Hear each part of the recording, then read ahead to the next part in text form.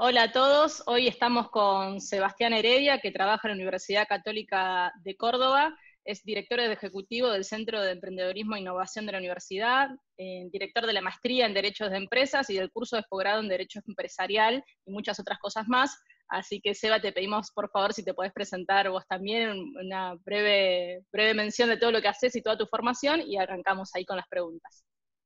Bueno, muchas gracias Natalia, Juan Pablo. Mi nombre es Sebastián Heredia Querro, soy cordobés. La nota, por ahí la tonada no lo denota tanto, pero ya se va a ver. Soy abogado, pero soy un abogado que está bastante metido en temas de tecnología, primero porque me interesa y segundo por los cargos que me toca desempeñar en la Universidad Católica de Córdoba y en el Colegio de Abogados de Córdoba. En el colegio yo dirijo también la sala de Derecho y Tecnología, que es una sala reciente, se creó ahora en diciembre del 19, justamente con la idea de ir acercando a los abogados a la tecnología o a la tecnología a los abogados, como más les guste. En la Universidad Católica de Córdoba, en el año 2017, se decidió formar un centro especializado en emprendedorismo e innovación, que es transversal a las 11 unidades académicas, se llama CEIN, y soy el director ejecutivo. Nosotros incubamos emprendimientos, tratamos de hacer matching funds o vincularlos con inversores ángeles de nuestra red, además de apoyarlos con mentores. Y bueno, también se ofrecen muchas formaciones para el ecosistema en general y para los asesores de los emprendedores también, en particular, para los abogados y contadores, también los financieros, que vayan acercándose a esta dinámica propia del emprendimiento y la innovación y cómo financiarlos. Desde ese lugar es que los últimos años vengo formándome, porque justamente me demandan todo el tiempo, me llegan cosas que no conozco y me tengo que poder estudiar. La Universidad Católica de Córdoba apoya fuertemente el tema de la tecnología. De hecho, yo estuve viviendo en España, en Holanda, formándome en blockchain, en machine learning y bueno, y en finanzas sustentables también un poco. Y bueno, tratamos del lugar donde estamos de bajar todo eso a tierra y tratar de ayudar a los que necesitan una mano. Los emprendedores al inicio generalmente necesitan muchas manos. Seba, en esa línea, y esto pensarlo, digamos, como un campo un poco más abierto que emprendedorismo en particular, esto es innovación en general y vale para cualquier tipo de organización, incluso organizaciones sin fines de lucro, gremios, digo, pensarlo bien amplio, pero sí nos interesa pensar los procesos de innovación y sobre todo vinculados a cambio tecnológico, que un poco es tu especialidad, que van a 100 por hora, mientras que las leyes van a un ritmo mucho más lento, a 2 por hora, y esa diferencia de velocidad impacta de forma directa sobre las organizaciones en general. Y ahí te hago dos preguntas, digamos, una pensando en organizaciones y otra pensando en estados. La verdad es que el juego sucede, y un poco venimos problematizando en las clases, el juego sucede a pesar tuyo, digamos, sucede a pesar de tu organización, a pesar de tu estado, es un juego global y es un juego acelerado. Y en general los abogados, como digamos, acá lo remito más a las organizaciones, cuando uno plantea cosas osadas en términos de innovación abierta, de vinculación con otros, como tienen, digamos, el reflejo de proteger a la organización, a priori te dicen, eso no se puede, digamos, esa es la experiencia directa que tenemos en la mayoría de las organizaciones de todo tipo. Y después entender, digamos, esto también a un nivel de competitividad global. ¿Qué pasa cuando la organización se protege diciendo no, o el Estado trata de regular diciendo no, y el cambio sucede a pesar de, igualmente, en términos globales, digamos? ¿Cómo son esas colisiones? ¿Cómo las ves vos como abogado? Bueno, mira, son linda pregunta que me tiraste. Vamos a intentar responderla por parte, como dijo Jack, el destripador. Me tengo que anotar porque si no, por ahí me cuesta seguir el hilo. Voy a empezar desde mis zapatos como abogado. Nuestra profesión es netamente reactiva, en general, a todo. No es una profesión caracterizada. A ver, yo peleo contra eso y trato de que no sea lo que voy a decir que es, pero sigo viendo que es lo que les digo que es. Es muy reactiva, no es una formación desde el grado que enfoque en la agilidad, en poner el foco en las nuevas cosas. Vos fíjate que de hecho el estudio de la propiedad intelectual es una bolilla en derechos reales en tercer año, cuando hoy vos podés decir las 7 empresas más valiosas del mundo son tecnológicas, al abogado se lo dan en una bolilla, en una materia, a mitad de carrera y no lo ve más. Para que te des una idea de cómo el foco está todavía puesto en las cosas viejas y no en las cosas nuevas. O sea, el abogado es reactivo desde formación. Cambiar eso es un desafío importante. Un paréntesis, para mí ya las facultades de Derecho deberían todas tener materias blendeadas con ingeniería, programación, temas de Smart Contract, ya vamos a hablar un poco de eso. Pero bueno, la profesión es reactiva, eso es así. Y más en la macro, cómo los estados, las organizaciones públicas y privadas se posicionan frente al cambio tecnológico. Yo creo que está bueno entender que estamos viviendo dos grandes cambios. Uno es el cambio climático, que empezó hace un tiempo, y del cual se tiene alguna información y se están tomando algunas políticas para adaptarse y mitigarlo. Y otro es el cambio tecnológico, que creo que es igualmente disruptivo.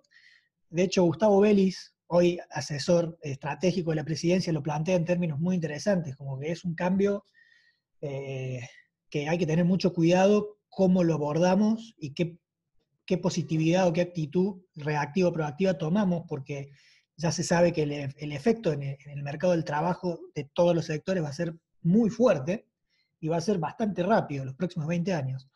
Entonces yo creo que hay gente a nivel Estado, te di un nombre recién, que está viendo esto. De hecho, si mal no me acuerdo, Vélez el año pasado empezó a formar en temas de tecnología a varias organizaciones sindicales, empezaron a hacer unas especies de no congresos, pero sí conversatorios para ir entrando en tema, que me parece que es por ahí, ¿no? Tiene que ser top-down y también bottom-up. O sea que hay gente que está viendo el tema, hay gente que no está viendo el tema.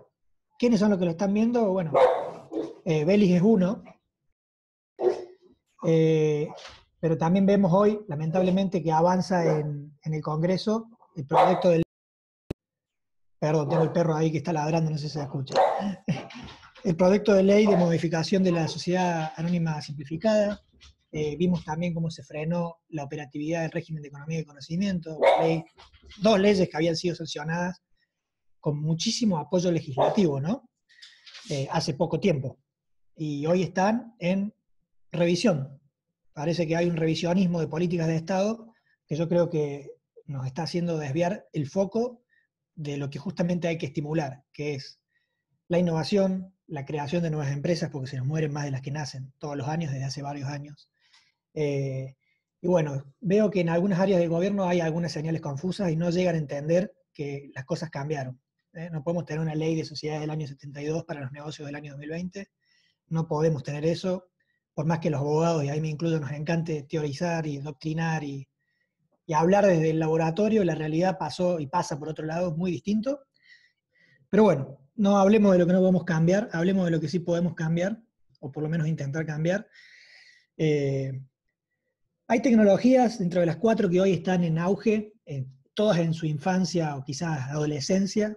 Tenés inteligencia artificial, tenés blockchain, tenés un poco de computación cuántica y tenés la Internet de las cosas y la Internet industrial de las cosas. Esas 4 verticales, 5 si querés, vienen creciendo de manera aislada, por decir, cada una en su carril y en usos civiles, comerciales, hasta militares específicos, y van a empezar a confluir en esta década, en los próximos 5 años. Van a empezar a confluir a punto tal de que, por ejemplo, ya en el proceso de entrenamiento de algoritmos, sean supervisados o no supervisados, ese proceso de entrenarlos con datos, empiezan a usar la blockchain para dejar registros de qué dato en qué momento se usó para el entrenamiento. Porque vos sabés que el gran problema de la inteligencia artificial, y en el derecho es uno de los lugares donde más rápido lo estamos viendo, de hecho se está debatiendo el tema, son los sesgos. Los sesgos de las decisiones basadas en datos. Y bueno, ¿cómo hacer para corregir los sesgos si vos no sabés dónde está el dato mal cargado, mal dado? Bueno, blockchain ahí aparece como justamente ese índice de metadata y hash y de todo un poco, que te permitiría, por ejemplo, afinar ese proceso, que no es nada menor, es un tema importantísimo esto que estoy diciendo, y son 2 tecnologías que empiezan a sinergiarse para resolver un problema. Y esto cada vez lo vamos a ver más y más. Y bueno, hay una conectividad o hay un canal de transitividad entre esto que te cuento por un lado y las organizaciones civiles públicas por el otro, que es lo que ustedes abordan en este excelente curso de innovación abierta, porque es dar vuelta a la historia y decir, a ver, no somos los dueños del conocimiento, sea un Estado, sea una empresa, somos los dueños de los problemas. Vamos a ver quién nos puede responder o resolver estos problemas de algún modo eficiente. Entonces me doy vuelta con el problema, y esto lo impulsamos mucho desde el CEIN, lo hacemos mucho con empresas de Córdoba, que nos traen los problemas, y nosotros nos damos vuelta y buscamos, entre los 300 investigadores, las 11 unidades académicas, los posgrados, todo lo que tenemos, y armamos un equipo utilizamos alguna metodología, últimamente mucho Google Sprint, es la que más nos está gustando. Y bueno, vemos qué soluciones podemos ofertar en el sentido de entregar a la organización que trae el problema, y eso es la innovación abierta, y esa es la gran virtud que tiene, de poner, es un acto de humildad, de decir, no sé cómo resolver esto, creo que no soy lo suficientemente, o no tengo los recursos para hacerlo solo, y tomo la decisión de ir a contactar a lo que sea, una universidad, un centro de tecnología, todos juntos, una oficina del gobierno. Pongo el problema, espero que me ayuden a resolverlo. Ese enfoque colaborativo es propio de la tecnología, es muy propio del desarrollo del software, de hecho. Linux es eso. Y bueno, empieza a migrar a todo tipo de problemas, porque todos los problemas necesitan una solución. Y los problemas nuevos necesitan formas nuevas de resolverse. Entonces, la innovación abierta te permite vincular estas tecnologías con estos problemas. Y bueno, es todo un desafío, si se quiere, demográfico, porque una cosa es tener menos de 40 hoy y otra cosa es tener 60, 70 hoy. Normalmente los decisores tienen 60, 70, pero no han podido, porque es muy rápido el ciclo de cambio, entender las cosas que están pasando. Están pasando hace una semana, el yuan digital ya está corriendo en China. Están pagando con criptomonedas sueldos. Una semana atrás. O sea, es muy rápido el nivel de los cambios. Esa ley de Moore ya quedó vieja. Te diría que es una semana hoy, que en una semana cambia todo. Entonces el desafío es generacional, demográfico, porque los decisores no entienden esta dinámica. Y lo que se está por hacer con la ley de SAS es una clara muestra de esto, una penosa clara muestra de esto. Entonces está en los jóvenes, entre los cuales, por ejemplo, vos, Juan, sos un faro en la Patagonia, por tu libro y por cómo has podido entender esto. Hay que primero evangelizar. Y este término, que también viene de la tecnología, y yo trabajando en la Universidad Católica lo siento y mucho, es una cuestión casi lingüística al principio, de que no se entienden los cambios porque nadie viene y se los traduce a alguien en alguna forma entendible. Porque yo no soy programador y no puedo leer un código y entender qué dice. Y así mucha gente con muchas cosas. Hay que buscar la forma de que por lo menos el lenguaje, el diálogo, las preguntas se puedan hacer en un mismo idioma. Ahí hay mucho que hacer, especialmente de las universidades, ¿no? Nivelando el lenguaje para que todos entendamos de qué estamos hablando. Si vamos a hablar de blockchain, si vamos a hablar de machine learning, si vamos a hablar de lo que sea, de big data en general, hay que primero dar un lenguaje, un marco común. Segundo, hay que tener muy presente que esta forma de resolver problemas, que es la innovación abierta, es la que se está imponiendo, porque es la más eficiente. Todo lo que sea acerca de la humildad va a ser siempre superior a lo otro. Y la innovación abierta es eso. Es decir, tengo esto, no sé qué hacer con esto. Después, dejando eso de lado, de las generaciones, de la política, de cómo las cosas se aceleraron, podemos ya bajar a casos concretos de cómo hacer que la tecnología o el uso de la tecnología llegue al que tiene la necesidad y resuelta. Yo, dentro de las 4 tecnologías, me he especializado mucho en una que es blockchain. Algo entiendo y estudio, qué sé yo, escribo de machine learning, pero me llama mucho más el tema de blockchain. Me llama mucho más por mi formación de grado, que es de abogado, y blockchain tiene algunas funcionalidades, como el tema de los contratos inteligentes, que son realmente, yo creo, van a disruptar mucho los servicios legales. Y bueno, vengo en ese tema hace un tiempo ya. Pero te voy a dar, pensaba que 2, 3 casos de uso de blockchain que no tienen nada que ver con, si se quiere, con la abogacía, que es lo que a mí me interesa de esa tecnología, pero que sí tiene mucho que ver con el sector público. Hace 6 meses, cuando estaba todavía terminando de estudiar en España, me llegué a juntar con una gente de una empresa de un municipio, Alcobendas, que habían diseñado, programado, y lo llegaron al punto de piloto, un sistema de participación para la decisión de la ejecución de presupuestos participativos, los famosos presupuestos participativos que tenemos en Argentina, que bueno, generalmente son un stock de fondos que cuyo uso queda afectado a lo que decía una comunidad geográficamente delimitada, en un barrio, un conjunto de barrios. ¿Qué habían hecho esta gente con este municipio? Bueno, un sistema para votar con el teléfono, vía blockchain, vía smart contracts. ¿Qué hacer con los fondos que hay, dada una lista corta de proyectos? Hay estas 5 cosas, vote la gente, tal día, tal hora, se abre el canal. y con un dedo y un clic, vos estás votando cómo querés que tu municipio use los fondos que ha recibido de donde venga, sean propios, de arriba, préstamos, lo que sea, de un modo transparente, inmutable. Va a quedar un registro en blockchain de todo hasta el fin de los mundos, o hasta que se corte internet y se corte la luz, no sé, puede que pase también. Un uso de blockchain para dejar registro de cómo la ciudadanía decide implementar una política muy interesante, porque tiene foco local, que es el presupuesto participativo. ¿Bien? Eso ya se está haciendo en varios lugares del mundo. ¿Qué falta para que los intendentes de Argentina empiecen a decidir implementarlo? Y probablemente que escuchen que existe, pues hoy no saben que existe. Es el primer tema esto del lenguaje, de que no saben que esto se está haciendo y que se puede hacer, y que tenemos en Argentina todo el talento informático para hacerlo de manera responsable y seria. Ese es un caso. Otro caso que está ya muy cerca, bueno, Estonia es un caso y Brasil es el otro. Están migrando todos los registros inmobiliarios, empezando por los inmobiliarios, los registros públicos de la propiedad, a blockchain.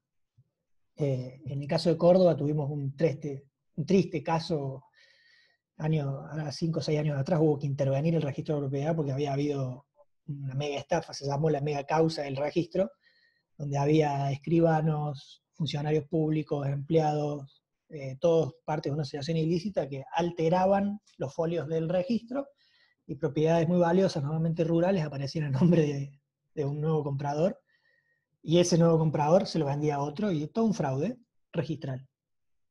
Imagínate cómo blockchain anula de lleno esa posibilidad. Desaparece para siempre. Es una digitalización del registro con un par de atributos que lo hacen más interesante. Los problemas a resolver están, las formas tecnológicas de resolverlas están, ¿y qué falta?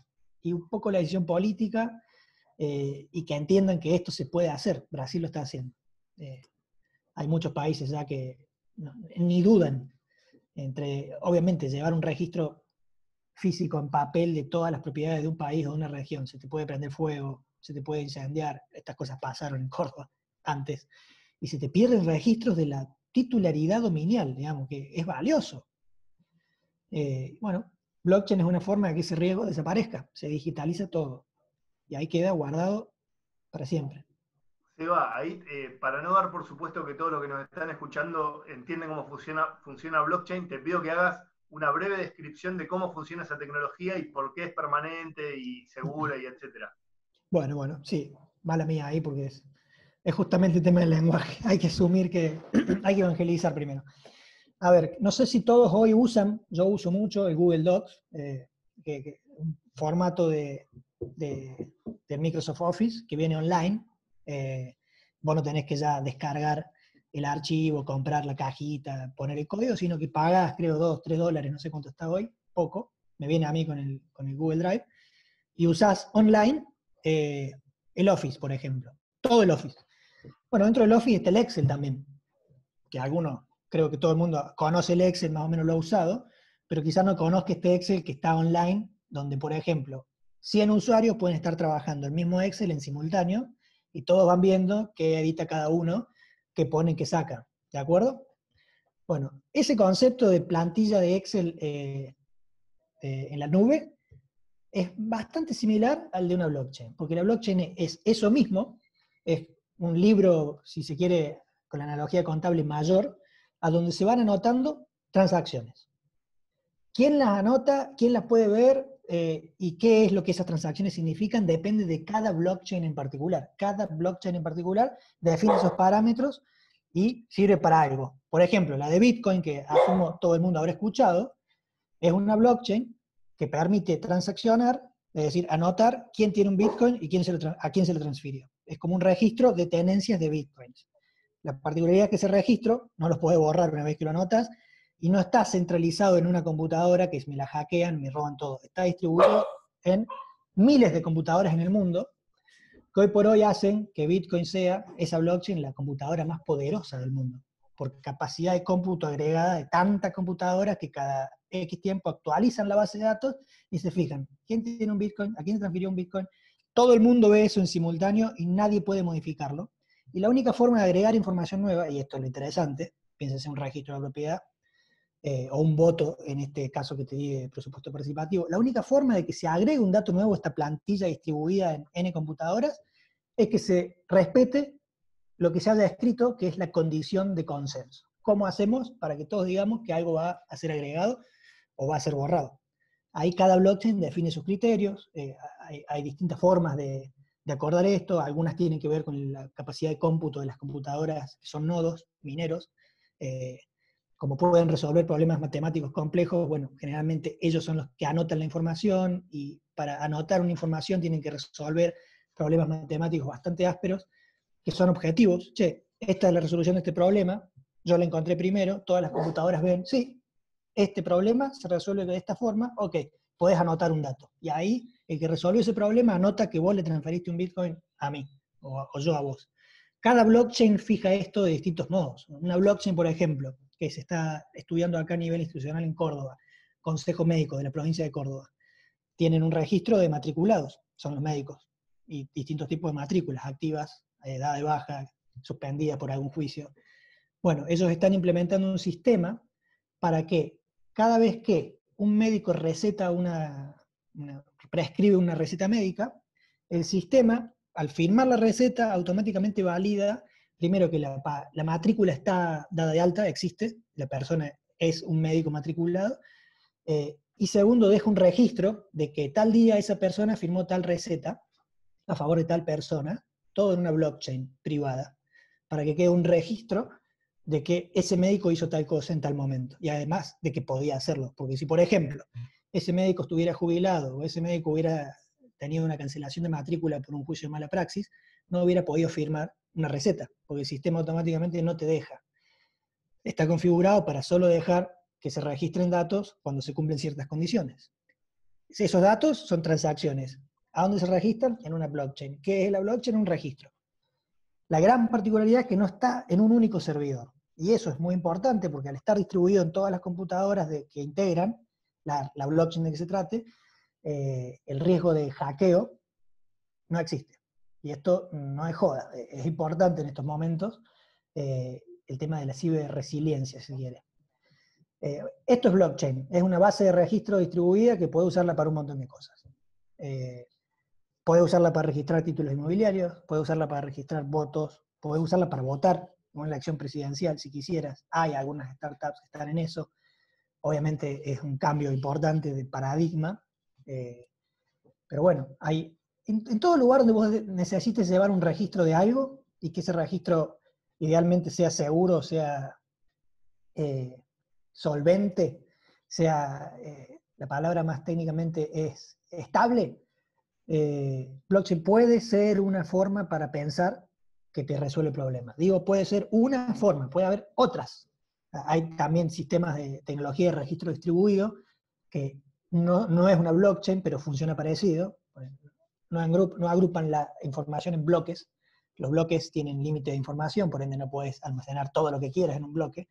Esos límites no existen en otro tipo de tecnologías que son de registro distribuido, género, blockchain la especie, que se usan, por ejemplo, para todo lo que es control de inventarios o trazabilidad alimentaria. Lo está usando Walmart hoy en lo que es productos frescos, lo usa BMW en autopartes, lo usa Honeywell en autopartes de aviones, lo usa Japón para llevar una trazabilidad de las baterías de los autos, porque en función de la vida residual que quedan, esas baterías pueden ser reutilizadas. Entonces es bueno saber a dónde están todo el tiempo y qué tipo de vida útil tienen. Pensar, los autos de Japón ya vienen con internet todos, entonces esta información la van actualizando periódicamente cuando van al service, lo que sea. Digamos, es una tecnología interesante porque permite dejar registros. En una época en la que hay mucha falta de transparencia, mucha opacidad, el tema de poder registrar las cosas es importante, es valioso. Hay un caso, vuelvo acá a mi profesión, en Delaware, es un estado norteamericano que es muy conocido en el ámbito societario porque ahí están inscritas el 65% de las sociedades que son Fortune 500 de Estados Unidos, o sea, las grandes. Delaware ya admite voluntariamente que las sociedades que ahí se inscriben lleven el registro de quién es accionista, cuándo votó y qué votó en una blockchain. O sea, se acabó el libro de registro de accionistas, que es un libro de papel, ahora es digital en las SAS, pero es un libro que puede perderse. Incluso un acta digital puede perderse. pero si está guardado en una blockchain, nunca más se pierde. Un acta de asamblea con los votos, las constancias, nunca más desaparece. Un uso interesante también. Ahí hago la última pregunta y después te dejo a vos, Nati. Nosotros, digamos, algo que problematizamos en términos de la tecnología y la innovación justamente es la cultura, digamos, salió muy fuerte sobre todo en la primera clase, y en esto de la curva de adopción de la tecnología, uno de los argumentos claramente, digamos, tiene que ver esto con el desconocimiento, no todos sabemos cómo funciona y tendemos a desconfiar, pero la verdad es que tampoco sabemos cómo funciona el televisor cuando lo prendemos y por qué tenemos una señal, o no sabemos cómo funciona Spotify y sin embargo lo usamos igual. Va a tardar un tiempo, pero es probable que estos registros distribuidos, inalterables, tiendan a reemplazar los registros en papel, corruptibles digamos, y destruibles. Ahora bien, eso va a afectar corporaciones. Pongo el ejemplo, digamos, si blockchain resulta que es la mejor escribanía del mundo, la corporación de escribanos va a reaccionar ante eso, ¿no? Entonces, en la afección de intereses, esto va a cambiar hábitos organizacionales. Digo, por ejemplo, una universidad que tiene que certificar quiénes son sus egresados, tiene hoy probablemente un registro físico, eventualmente dentro de unos años puede tener una blockchain que va a ser mucho más segura, etcétera, etcétera. Y ahí es donde esto de las regulaciones estatales que tienen que cumplir, digamos, con el bien social, digamos, y buscar, digamos, que haya transparencia, etcétera, tienen que correr atrás de estos fenómenos, digamos, que van cambiando de paradigma, pero no tienen que renunciar al bien común, digamos, como protección. Y ahí te hago una consulta puntual, digamos, mencionaste Delaware hace un rato, y justamente en la clase de ayer problematizamos esto de los ecosistemas más fértiles para atraer talento, innovación y empresarialidad, versus los ecosistemas que se retrasan y expulsan, digamos, a sus talentos y a la innovación. ¿Qué tiene Delaware en particular, o qué tendría que tener un ecosistema legal fértil para la empresarialidad y la innovación? Son muy difíciles tus preguntas, Juan Pablo. No son difíciles, o sea, no las puedo responder en poco tiempo. Primero, no hace falta irse a Delaware, hay que irse a Santiago nomás, y la Corfo. Y se te van al lado. Arrancan con $40.000. Cualquier emprendimiento que más o menos esté bien presentado. Acá al lado 1 hora de avión, Va de nuevo a la cuestión demográfica y generacional. Los que están decidiendo estas cosas tienen más de 50 y no entienden. No entienden que los que hoy tienen 22 años o 20 se van a relocalizar a donde quieran vivir para trabajar según lo que les interese. Y no va a haber forma de adaptarlos. Si tienen algo de talento, les van a llover las opciones de irse del país. Les van a llover las opciones. Cualquier programador que vos conozcas hoy está trabajando para afuera a una tarifa horaria que ningún otro rubro en Argentina la consigue. Entonces, lo primero que hay que caer en cuenta es que hay que retener el talento, porque se te va.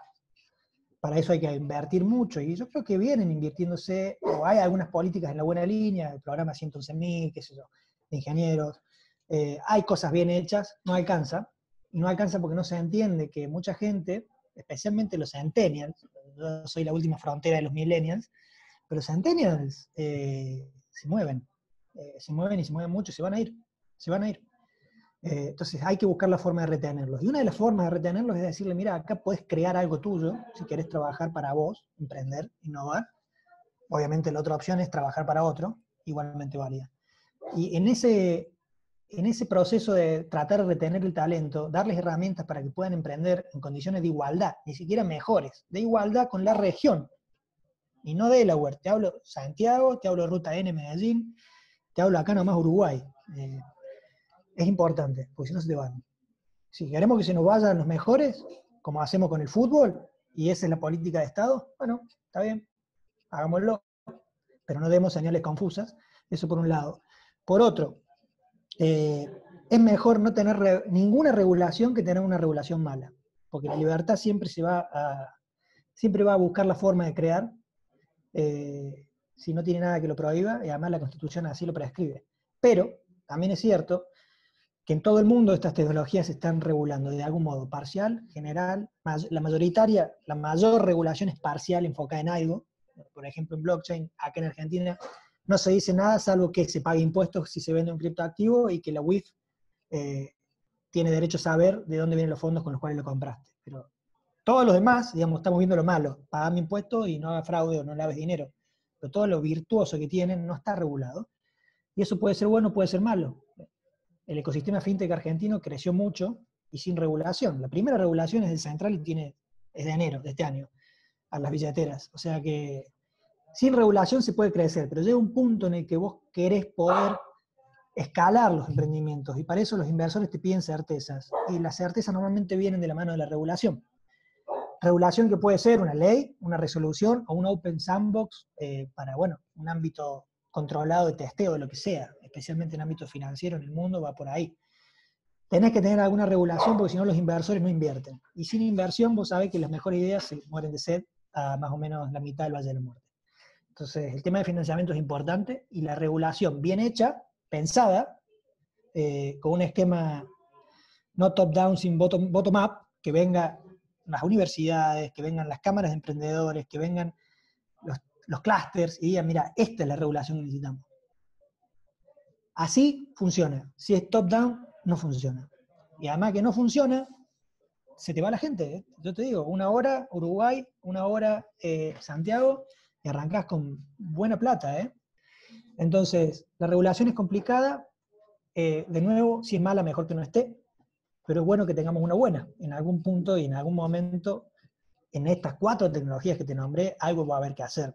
Europa está discutiendo ahora el tema de los algoritmos, Estados Unidos también, ya hay por lo menos 30 países que legislan algo de blockchain y sus usos en algún aspecto.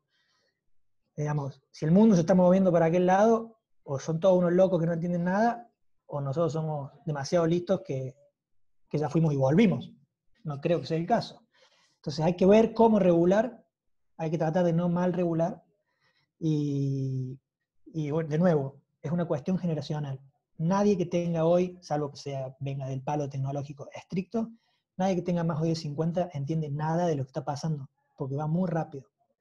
Se tiene que hacer asesorar y tiene que no decidir desde la ceguera cognitiva, de no saber todo lo que no sabe, que es lo que yo creo que se ve en algunos ámbitos. No así en Córdoba, esto lo tengo que decir, y porque soy cordobés además, acá hay otra visión del tema. Ya tenemos un nodo de blockchain en el Ministerio de Ciencia y Tecnología, un nodo de Smart City en el mismo ministerio, hay 7 incubadoras, están analizando el tema del registro público, mantener la SAS, aún contra lo que venga de la nación. Las facultades registrales son potestad de las provincias, no las hemos delegado a la nación. Y acá hacemos lo que queremos hacer nosotros. Y por lo menos la SAS creo que la vamos a mantener. Debería ser un movimiento más federal, quizás. Pero bueno, viste que las cosas a veces empiezan en Córdoba y después van para otros lados. Cordobazo empezó acá, la web de la policía empezó acá en 2013 también. Quizás por derrame, Sebastián, contagio. para finalizar una pregunta más, hiciste mucho mención en este aspecto de que quizás alguien mayor de 50 años le cuesta entender todos estos cambios que se vienen, o no termina de verlo. Desde tu opinión, y pensando que del otro lado hay varias personas quizás que andan en ese rango de edad, ¿cuál es tu visión en cuanto a tiempo?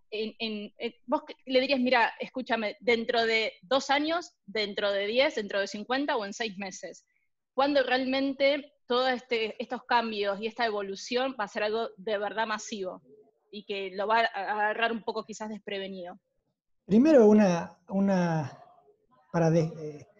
no hace falta ser un experto, simplemente que saber quién es el experto y llamarlo. ¿Eh?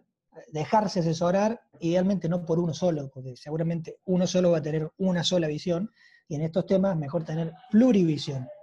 Llamar a los 3 mejores, de donde sea que estés, pero no vayas solo en ninguno de estos temas porque son muy dinámicos, es mucho el riesgo de errar.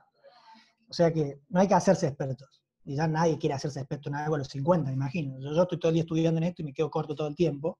Imagino a los 50 o a los 60. Hay que llamar a los que saben, idealmente varios. Y segundo, hay un estudio de Gartner. Hay un estudio del Foro Económico Mundial y otro de Gartner. El Foro Económico Mundial dice que en 2027 el 10% del Producto Bruto Global, o sea, todos los PBI del mundo, el 10% de todo eso va a estar almacenado en blockchain dentro de 7 años. Hay otro estudio de Gartner que dice que 3 años más después, en 2030, el mercado de blockchain solo, y es una de las tecnologías, va a ser 3.5 trillones. Es 6 PBI de Argentina. Y hay otro dato, que para mí, lo dije antes, lo vuelvo a decir, China está pagando en yuanes digitales los sueldos de hace 10 días en 4 provincias. Esto ya está, ya llegó. China el año pasado, en octubre, en una conferencia de su presidente, dijo, blockchain, o mejor dicho, China va a utilizar todo lo que blockchain tiene para darle. Tienen hoy 700 proyectos invertidos en lo que se te ocurra. 700. Es el país que más ha invertido en esto, es el país que más ha invertido en Machine Learning, es el país que más ha invertido en Big Data, y probablemente es el país que peor uso le va a dar a toda la tecnología porque es un gobierno autoritario. Sí, hay que decirlo. Pero bueno, a ellos les funciona y hace 5.000 años que viven así. ¿Quiénes somos nosotros para juzgarlos? Pero bueno, el tiempo es oro. El tiempo es time is of the essence, como dicen los norteamericanos. Se aceleraron los tiempos. Ya no tenemos mucho tiempo para pensar qué vamos a hacer. Lo que sí, los que no retengamos se nos van a ir. Se nos van a ir. Totalmente. Bueno, Sebastián, te agradecemos muchísimo tu tiempo y este espacio. Creo que van a surgir varias preguntas de esta conversación, así que quizás te las acercamos o quizás te vamos a molestar nuevamente para conversar entre todos.